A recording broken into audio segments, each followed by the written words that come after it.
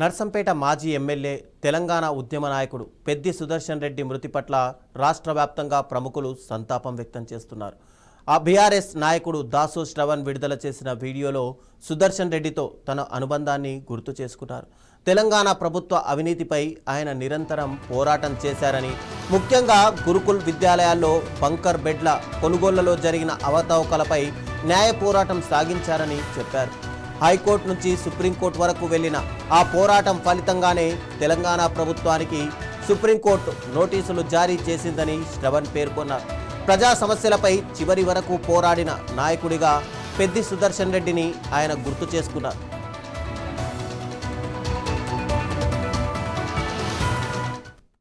పేరు మీద విధి ఎంత విచిత్రమైనటువంటిది అంటే,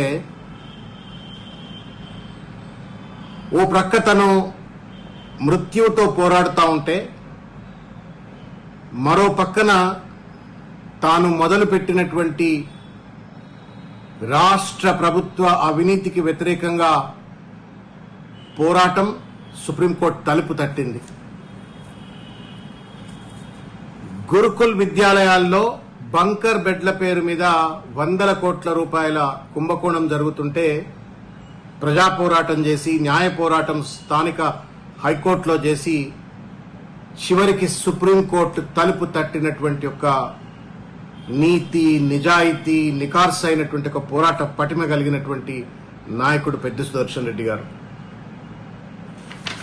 ఇది వారు సుప్రీంకోర్టులో ఫైల్ చేసినటువంటి ఒక కేసుకు సుప్రీంకోర్టు వారు ఆమోదం తెలుపుతూ ఇచ్చినటువంటి ఒక ప్రభుత్వానికి ఇచ్చిన నోటీస్, ఇది తాకీద్. ఇది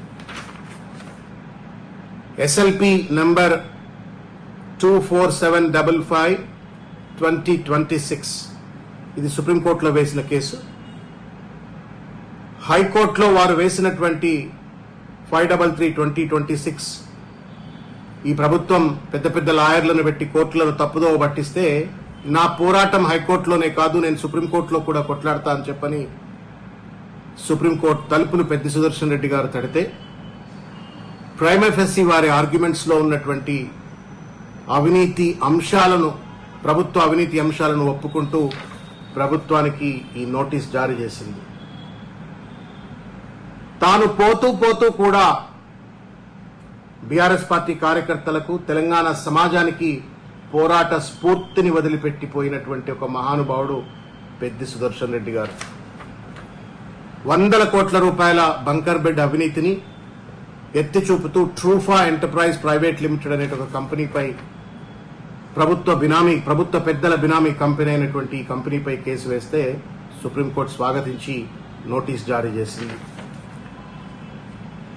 పెద్ది సుదర్శన్ రెడ్డి గారు మొదలుపెట్టినటువంటి ఈ పోరాటాన్ని, ఈ అవినీతి రహిత తెలంగాణ సమాజ నిర్మాణం కోసం మనం అందరము కూడా కంకణబద్దులై ఇంకా బలంగా పోరాడదామని చెప్పి తెలియజేస్తూ, మరొక్కసారి పెద్ది సుదర్శన్ రెడ్డి గారి ఆత్మకు శాంతి కలగాలని,